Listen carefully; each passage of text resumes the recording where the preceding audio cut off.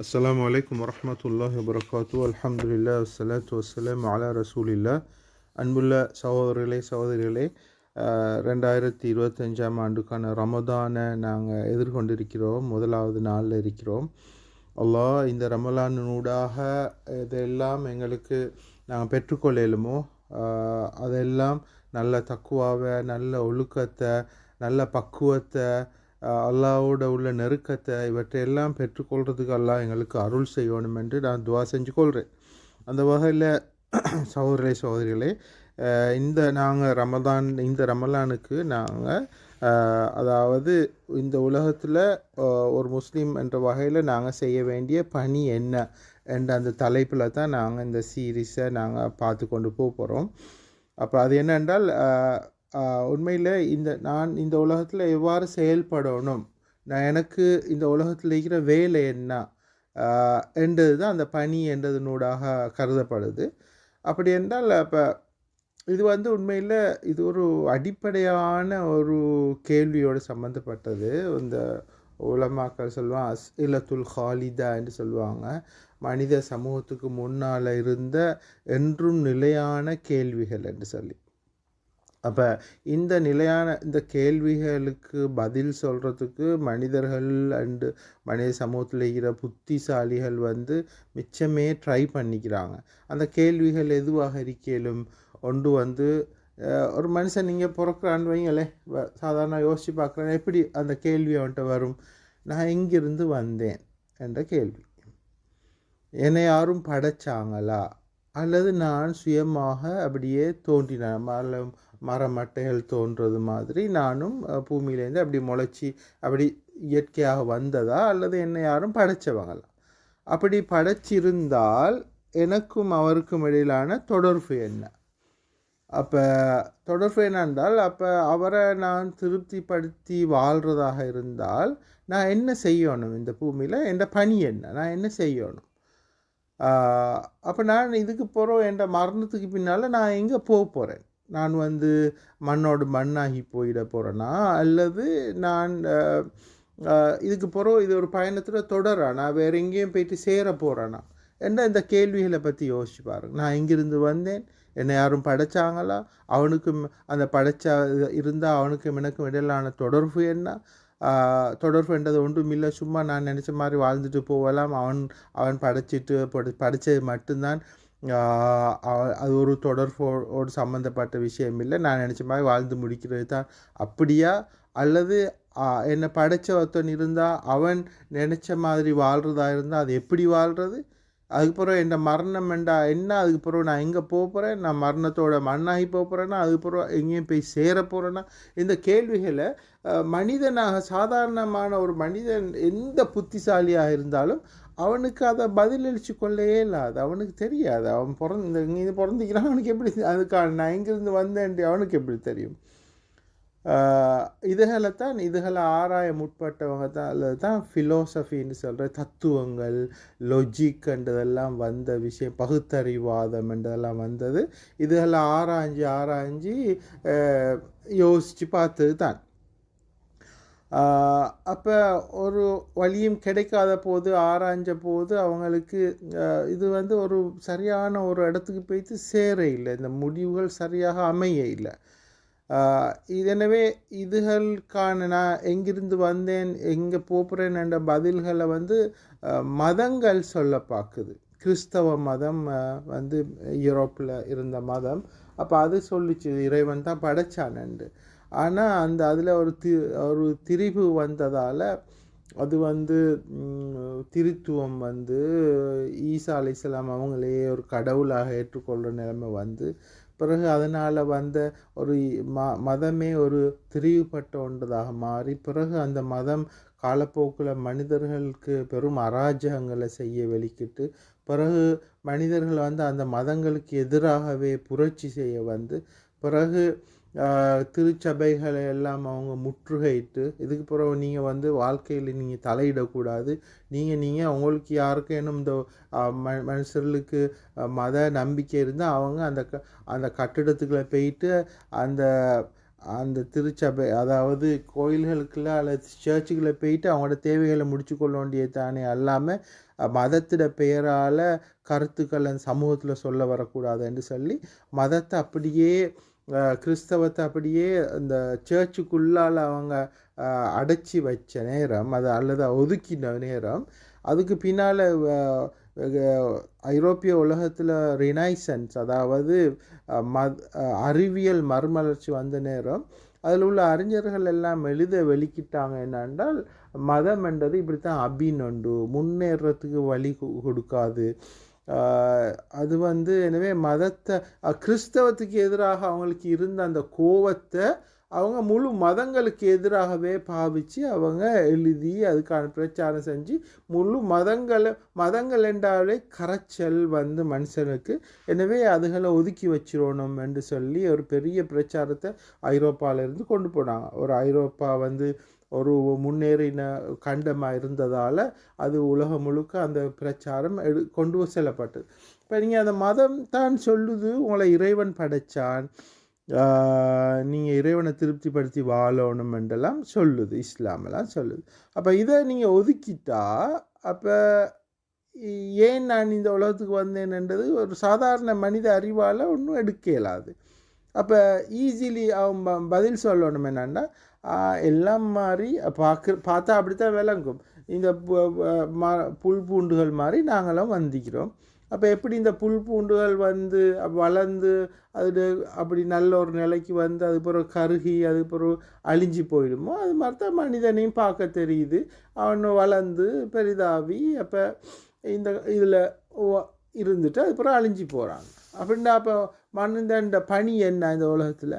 அப்போ மேக்சிமம் என்ன, இப்போ சும்மா நேச்சுரலாகவே வளர்ந்து செத்து போகிறேன்னா இது தான் அவன் ஆயுள் காலம், இதுக்கு அங்கிட்டு ஒன்றும் இல்லை ஏண்டா. அப்போ என்ன அவன் பணி இந்த உலகத்தில் வேலை என்ன? மேக்சிமம் அவன் என்ஜாய் பண்ணுறானோ. அப்போ மேக்சிமம் அவன் எல்லா விதமான சுகண்டிகளையும் எல்லா விதமான மனோ இச்சைக்கு ஏற்ப வாழ்ந்துட்டு சாவுறதுதான் அவன் விஷயமாக ஐக்கியலும். அப்போ இதைத்தான் இப்போ இதே விஷயத்தை தான் ஸல்லல்லாஹு அலைஹி வஸல்லம் அவங்களும் மக்கள் எதிர்கொண்டாங்க. குர்ஆன் சொல்லுது என்னண்டா வகாலு மா ஹிய இல்லா ஹயாத்துன துன்யா. அந்த அரபிகள் சொன்னாங்க இந்த உலக வாழ்க்கையை தவிர வேறு ஒன்றும் இல்லை. நமூத்து நஹ்யா, இதில் தான் வாழ்வோம், இதில் தான் மரணிக்கிறோம். ஒமா யுஹ்லிகுனா இல்லை தஹர், காலத்தால் வயசாகித்தான் நாங்கள் அழிஞ்சு போகிறோம். ஒமாலவும் என்று அவங்க சொன்னாங்க. இதே தான் இப்போ இங்கே இருக்கிற எல்லா இந்த ஐரோப்பாவில் உலகத்தில் மதத்தை நம்பாத எல்லாரும் சொல்கிற விஷயம். நாங்கள் காலத்தால் அப்படி இருந்தால் அப்படி அழிஞ்சு போயிடும். அதுக்கப்புறம் அந்த விஷயத்தில் அல்லாஹ் தாலா சொல்கிறான் என்னாண்டா ஒமா லஹும் பிதாலிக மின் இல்ம், இந்த விஷயத்தில் அவங்களுக்கு எந்த அறிவும் இல்லை. இன்ஹும் இல்லா யதுன்னூன், அவங்க உண்மையில் கற்பனை பண்ணி தான் ஒரு யூகங்களை தான் சொல்கிறாங்க. இதே சரியாக அல்லாஹ் சொல்கிறான். அப்போ இருந்தது தான் இப்போ பொருந்தி போகுது. இப்போ பர்டன் ரஸ்ஸல் என்று சொல்லுவாங்க. யாருன்னு பெரும் பெரும் ஃபிலோசஃபர்ஸ் எல்லாம் யாரெல்லாம் சொல்கிறாங்களோ இவங்கெல்லாம் கெஸ்ஸிங்கில் தான் விஷயங்களை சொல்லலுமே தவிர அவங்களுக்கு நான் எங்கிருந்து வந்தேன்ன்றது அவங்க பார்க்க இல்லை, எங்கே போகிறேன்ன்றது அவங்களுக்கு தெரியாது, யாரும் படித்தானன்றது அது அவங்களுக்கு விளங்காது. அப்போ அவங்க இதைத்தான் சொல்லுவாங்க, நாங்கள் வந்திக்கிறோம் காலத்தால் வயசாகி அவங்க செத்து போயிடுவோம். எனவே அதை பற்றி அது மேக்சிமம் நீங்கள் என்ஜாய் பண்ணுங்கள், நாங்கள் யாருக்கும் பொறுப்பு சொல்ல தேவையில்லை என்ற ஒரு கருத்தை தான் வாழ்க்கை கருத்தை தான் அவங்க கொண்டிப்பாங்க. அப்போ வாழ்க்கையில் சந்தோஷமாக இருந்தால் அவங்க ஹாப்பியாகிப்பாங்க. பணக்காரராகவோ அல்லது நோய் நொம்பலங்கள் இல்லாமலோ வலது குறைவு இல்லாமலோ எல்லாரும் இந்த சந்தோஷமாகிக்கிறதுன்ற கருத்து அவங்களுக்கு அது வாழ்க்கையோட வெற்றின்னு கருத்து.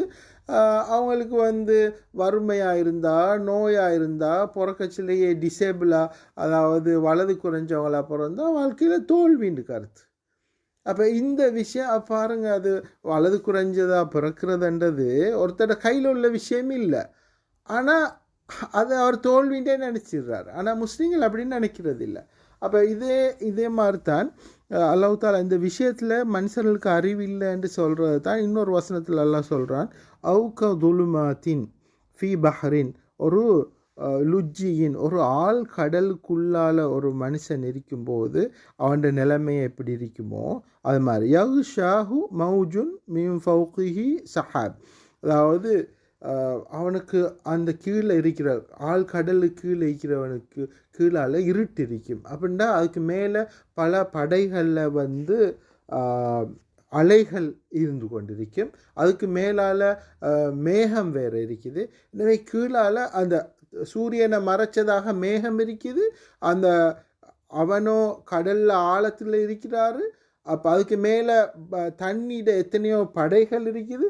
இவ்வாறான இருளில் அவர் இருக்கிற நேரம் துலுமாத்துன் பஅதுஹா ஃபௌக பஅத், எப்படி இந்த இருளுக்கு மேலால் இருள் ஒன்று தட்டாக இருள் இருக்கிறதன் காரணமாக மிக இருட்டாக இருக்கும்.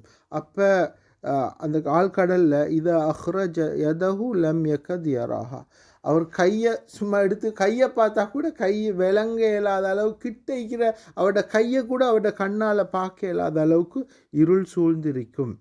இது மாதிரி தான் ஒரு மனுஷனுக்கு அல்லாட வழிகாட்டல் யாருக்கு இல்லையோ வமல்லம் எஜால் இல்லாஹு லஹு நூரன் ஃபமாலஹு மின் நூர், யாருக்கு அல்லாஹ் வாழ்க்கையை பற்றின தெளிவை அந்த பிரகாசத்தை கொடுக்க இல்லையோ அவர் எந்த வழியிலையும் அந்த பிரகாசத்தை அந்த தெளிவை அடைஞ்சு கொள்றதுக்கு பெற்றுக்கொள்றதுக்கு இல்லைன்னு அல்லாஹ் தஆலா சொல்கிறார். இது சூரத்து நூறில் 40வது வசனமாக இருக்குது. அப்போ சகோதரிகளே இப்போ ஒரு கேள்வி வரும் என்னென்னா, இப்போ நான் இதே இடத்துல தான் நான் சொல்லிக்கொள்ள பார்க்குறேன்டா, எங்களில் பலர் இருக்கிறாங்க. அதாவது நாங்கள் வந்து இந்த கேள்விகளை தேடணும், ஆராயணும். அதை நாங்கள் இஸ்லாத்தில் சொல்லிக்குது. இஸ்லாம் நான் முஸ்லீம் தான், குரானை தான் நம்புகிறேன், குரான் தான் என் வேதம் என்று சொல்கிறவங்களா தான் இந்த உலகத்தில் பல முஸ்லீம்கள் இருக்கிறாங்க. அவங்க வந்து அவங்களுக்கு அப்போ இஸ்லாத்தில் கன்செப்ட் என்ன, இந்த உலகத்தில் நீ எவ்வாறு வாழணும், அல்லாஹ்க்கு பொருத்தமாக வாழ்கிறது எப்படி என்றால் அவங்களுக்கு பெரிய தெளிவு ஒன்று இல்லை. அவங்க ஒன்று பலர் இஸ்லாத்தை ஃபாலோ பண்ணுறது இல்லை. ஃபாலோ பண்ணுறவங்களும் பலர் வந்து சும்மா பாரம்பரியமாக தொழுவணும் என்று சொல்லுவாங்க. தொழுகைக்கு போனால் அவங்களோட தொழுகையை பார்த்தாலே விளங்கும் அவங்களுக்கும் அல்லாவுக்கும் இடையில பெரிய தொடர்பு இல்லைன்னு சரியாக அவசரமாக தொழுதுருவாங்க. அவங்க அல்லாவோட பேசக்கூடிய சந்தர்ப்பமான குரான் எடுத்து பார்த்தா அதெல்லாம் அவங்க ஒவ்வொரு நாளும் யாசினை ஓதுறதா இருந்தால் சும்மா வாக்கியாவை ஓதுவாங்க. ஆனால் அதுக்கும் அவங்களுக்கு கருத்து அல்லாஹ் என்ன சொல்கிறான்ட்டு அவங்களுக்கு தெரியாது. இப்படி அல்லாஹ் என்ன இந்த அவங்களுக்கு பலர் இருக்கிறாங்க. ரிலிஜனை அதை தொழுறவங்களாக இருந்தால் கூட தொழுகைக்கும் அல்லாவோட தொடர்பு மிக அரிதான, அதை பற்றி அல்லாவை மிச்சம் கொஞ்சம் நினைக்கிறவங்களாக இருப்பாங்க. எனவே சகோதரே மார்க்கம் என்றது அல்லாவை திருப்திப்படுத்துறது என்றது சும்மா அதாவது முஸ்லிமான வாப்பாக்கம் உம்மாக்கம் பிறந்தன் என்றதால் வந்துடாது. மார்க்கம் என்றது ஒன்றை நம்புறது, ஒன்றை விளங்கி கொள்வது, ஆழமாக அதனை நம்புறது, அதுக்காக வாழ்கிறது. இதுதான் ஒரு மார்க்கம். எதுலேயும் அப்படித்தான். அப்படி இல்லாமல் நான் வந்து முஸ்லீம் உம்மா வாப்பாவுக்கு பிறந்தேன் எனவே நானும் அப்படித்தாண்டு வராது. அதை யூதர்களை பற்றி காலகாலம் நீண்ட காலம் இந்த மார்க்கம் கொடுக்கப்பட்டதால் அந்த மார்க்கத்தோட பெருமதி தெரியாமல் அந்த மார்க்கத்தை சும்மா ஏனோ தானோண்டும் அதாவது சும்மா ஜோக்காகவும் எடுத்துக்கொண்ட யூதர்களை பற்றி சொல்லும்போது அல்லாஹ் தஆலா சொல்கிறான், சும்மா கசத் குலூபுஹு மின் பஅதி தாலிக், நீண்ட காலம் இந்த மார்க்கத்தில் இருந்த பின்னணியில் அவங்களோட உள்ளங்கள் இறுகி போயிட்டுது. ஃபஹிய கல் ஹஜாரா, அது வந்து கல் மாதிரி ஆகிட்டுது. அஷத்த கஸ்வா, அந்த கல்லை விடவும் இறுகினதாக அவங்களோட உள்ளங்கள் மாறிட்டு. வைன்ன மினல் ஹஜாரத்தில் தஃபஜ்ஜரு மின்ஹுல் அன்ஹார், ஏண்டா கற்களிலிருந்து தான் அது பிளந்து அதிலிருந்து தண்ணி ஆறுகள் எல்லாம் கற்களிலிருந்து வர்றது இருக்குது. வைன்ன மின் அலமா ஷக்கு ஃபயஹ்ருஜு மின்ஹுல் மா, எத்தனையோ கல்லிலிருந்து தண்ணி அப்படியே உற்பத்தியாக பீரிட்டு வர்ற நிலைமைகள் இருக்குது.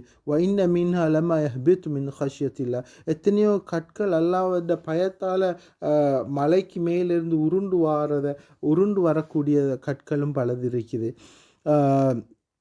வமல்லாஹு பிகாஃபிலின் அம்மா தஅமலூன், நீங்கள் செய்கிறவற்றை அல்லாஹ் பார்க்காமல் இல்லை, அவற்றை பற்றி அறியாமல் இல்லை என்று அல்லாஹ் தாலா சொல்கிற யூதர்களை பற்றி சொல்லும்போது சூரத்துல் பக்கரால 74வது வசனங்கள்ல அல்லாஹ் தாலா சொல்கிறோம். எனவே அந்த உள்ளம் இறுகி போன நிலையில் நாங்கள் வாழ்ந்துடக்கூடாது. ஒவ்வொரு நாளும்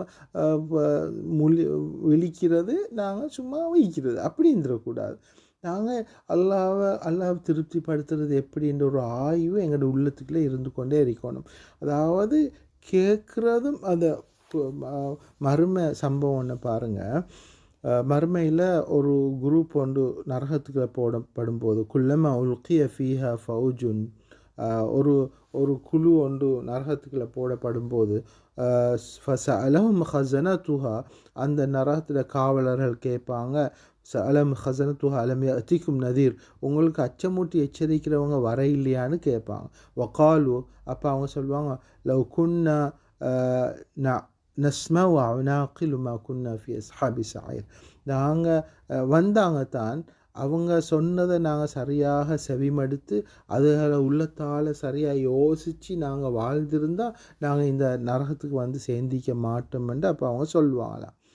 அப்போ என்ன நான் சொல்ல வரேன்டா, இப்படி இந்த மனிதனிட இந்த கேள்விகள் இருக்குது. நான் இந்த பூமியில் என்ன செய்யணும், அல்லாஹ்வை திருப்திப்படுத்தி வாழ்கிறேன்னா என்ன செய்யணுமெண்டா அந்த கேள்வி இருக்குது. அது வந்து பிரதானமான கேள்வி. இதை எத்தனையோ பண்டிதர்களும் தத்துவ ஞானிகளும் விடையை கண்டு கொள்ள இயலாமல் கஷ்டப்பட்டு கொண்டிருக்கிற கேள்வி. ஆனால் குரானை நாங்கள் நம்பிக்கிறதால, அல்லாஹ்வை நாங்கள் நம்பிக்கிறதால, அல்லாஹ்க்கு எல்லாம் தெரியுமென்றதால அல்லாஹ் இதுக்கான பதிலை சொல்லி தந்திக்கிறான். நான் தான் உங்களை படைத்தேன், நீங்கள் இந்த உலகத்தில் இருக்கிறீங்க, நீங்கள் மறுமைக்கு வரப்போகிறீங்க, அங்கே சொர்க்க நரகம்லாம் இருக்குது. எனவே அந்த சொர்க்கத்துக்கு போகிறதுக்காக இந்த உலகத்தில் நீங்கள் என்ன திருப்திப்படுத்தி வாழணும், அது எப்படி வாழ்கிறது என்று சொல்கிறது தான் இந்த குரானாக இருக்குது. எனவே இந்த பூமியில் எங்களோட பணி என்ன என்றது பற்றி குரான் எங்களுக்கு சொல்லித்தார அந்த விஷயங்களை பல்வேறு அமைப்புகளில் படித்து கொள்வதாக விளங்கி கொள்வதாகத்தான் இந்த ரமதானில் நான் ஒவ்வொரு நாளும் போட்டு கொண்டு வர போகிற அந்த வாய்ஸ் கிளிப்புகள் அமைய இருக்குது. அதில் நானும் நீங்களும் சேர்ந்து நாங்கள் படிப்போம், விளங்கி கொள்வோம், டிஸ்கஸ் பண்ணுவோம். அல்லாஹ் எனக்கும் உங்களுக்கும் அல்லாஹ்வை திருப்திப்படுத்தி வாழ்கிற அந்த வாழ்க்கையை நசீபாக்கணும் என்று கேட்டுக்கொள்கின்றேன். வாஹ்ரதான் அல்ஹம்துலில்லாஹி ரப்பில் ஆலமீன்.